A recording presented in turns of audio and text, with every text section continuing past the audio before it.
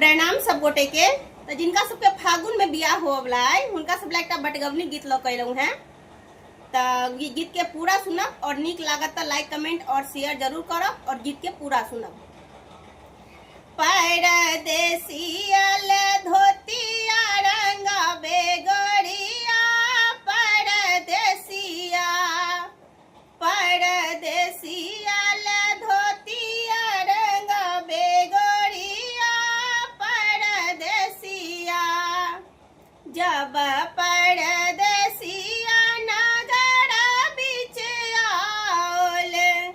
जब परदेसिया नगर बीच आओल सिकिया से अंगना बाहर गोड़िया हो सिकिया से अंगना बाहर गोड़िया परदेसिया परदेसिया धोतिया रंग बेगड़िया परदेसिया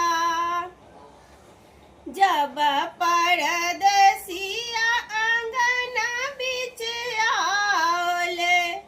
जब परदेसिया अंगना बीच आओल लाले लाले पुआ पका बेगड़िया लाले लाले पुआ पका बेगड़िया परदेसिया परदेसिया धोतिया रंग बेगड़िया परदेसिया जब परदेसिया दुआर बीच आओल जब परदेसिया दुआर बीच आओल लाले लाले चादर ओछा बेगड़िया हो लाले लाले से जिया ओछा बेगड़िया परदेसिया परदेसिया धोतिया रंग बेगड़िया परदेसिया जब परदेसिया पलंग बीच आओल जब परदेसिया पलंग बीच आओल रंग अबीर उड़ा बेगड़िया हो रंग अबीर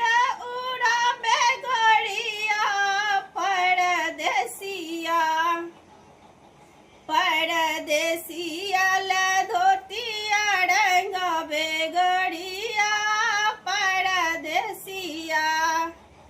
परदेसिया